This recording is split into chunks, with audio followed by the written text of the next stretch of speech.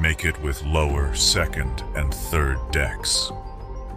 The ark would be both refuge and salvation for Noah, his family, and every kind of living creature. God continued, "I bring a flood of waters upon the earth to destroy all flesh in which is the breath of life under heaven. Everything on the earth shall die, but with you I will establish my covenant." Noah listened, his heart resolute. The enormity of the task before him was staggering, but his obedience to God was unshaken. With each swing of the hammer and each plank of wood secured, Noah worked tirelessly, a man of faith, preparing for the unthinkable. The ark took shape over many years, a colossal vessel standing as both a symbol of salvation and a warning to the wicked. The people around Noah mocked him incessantly. "A boat on dry land," they scoffed. "You are mad, old man." But Noah remained steadfast, his resolve unyielding. When the ark was completed, God gave his final instructions.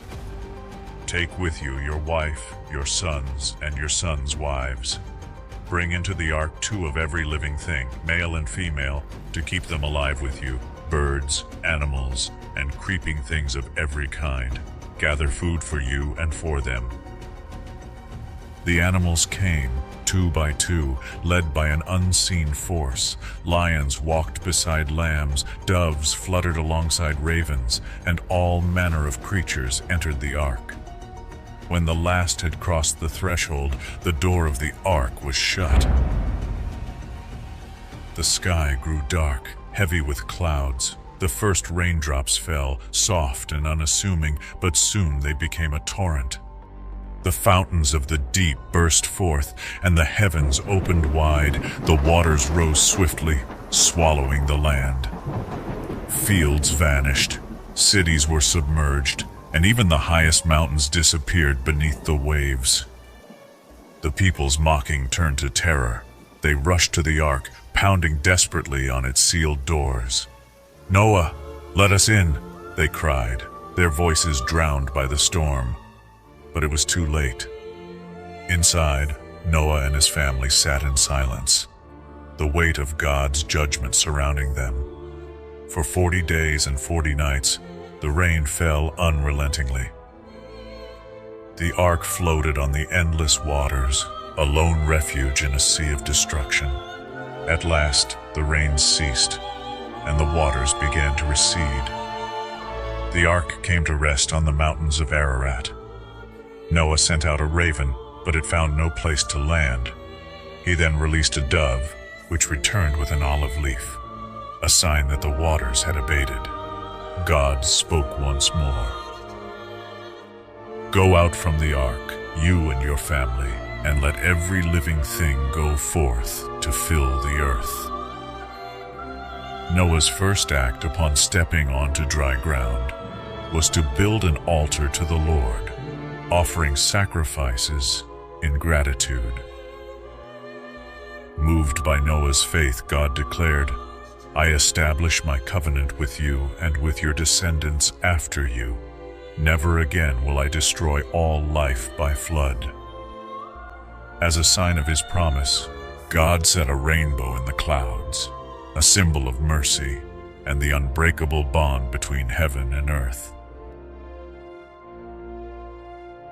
In the days following the great flood, the world was reborn. The ark rested on the mountains of Ararat, and from its survivors, Noah and his family, humanity began to rebuild. The air was fresh with the promise of renewal, and for a time, all people shared a single language. This harmonious tongue wove them together, enabling them to live and work as one people. Yet as humanity multiplied and spread across the earth, the descendants of Noah's 3 sons, Shem, Ham, and Japheth, began to chart distinct paths.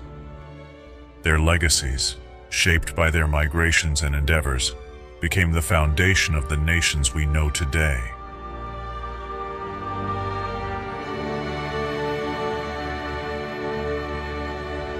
From Shem, Noah's eldest son, came the Semites, a lineage that carried the blessing of their father. Shem's descendants spread across Mesopotamia and its neighboring lands, occupying the heart of the ancient world. Among his progeny were Arphaxad, Salah, and Eber, from whom the term Hebrew is derived. Eber's line was pivotal. His sons Peleg and Yoktan marked a division in history. Peleg's name commemorates the moment when humanity was scattered, a fulfillment of divine purpose. Joktan's descendants, on the other hand, journeyed to the Arabian Peninsula, laying the foundation for many tribes. The Semites were central to the unfolding of God's plan. From Shem's lineage came the Israelites, a people chosen to bear God's promises. Abraham, a direct descendant of Shem through Eber and Peleg, became the father of nations. From him arose the Jews, through Isaac, and the Arabs, through Ishmael. Both peoples shared a Semitic heritage, tied by blood to a common ancestor. Their intertwined histories profoundly influenced the Middle East and continue to shape the world today. Ham's descendants took root in fertile and tropical regions, spreading southward and westward. His sons, Cush, Mizraim, Phut, and Canaan, became the progenitors of great civilizations. The Cushites established kingdoms in the lands of modern-day Ethiopia and Sudan, while Mizraim's descendants flourished in Egypt, creating one of the world's most enduring empires. From Canaan came the Canaanites, who settled in the land later promised to Abraham's descendants. They became known for their advanced city-states and their influence in the ancient Near East. Among Ham's line was Nimrod, a figure of immense ambition and strength. A descendant of Cush, Nimrod became a mighty hunter and a renowned leader. He founded the first great cities of human civilization, including Babel, in the land of Shinar. Japheth's descendants journeyed far and wide, spreading into the coastal lands and the isles of the nations. They ventured north and west, settling vast territories that would encompass Europe and parts of Asia. Japheth's sons, Gomer, Magog, Javan, Tubal, Meshech, and Tiras, became the ancestors of many peoples. Gomer's lineage spread into the lands of the Indo-Europeans, while Javan's descendants are associated with the Greeks and other maritime peoples. The offspring of Magog and Tubal are linked to regions of the Caucasus and Central Asia. These three lineages, Semitic, Hamitic, and Japhethic, represent the roots of the world's nations according to the Bible.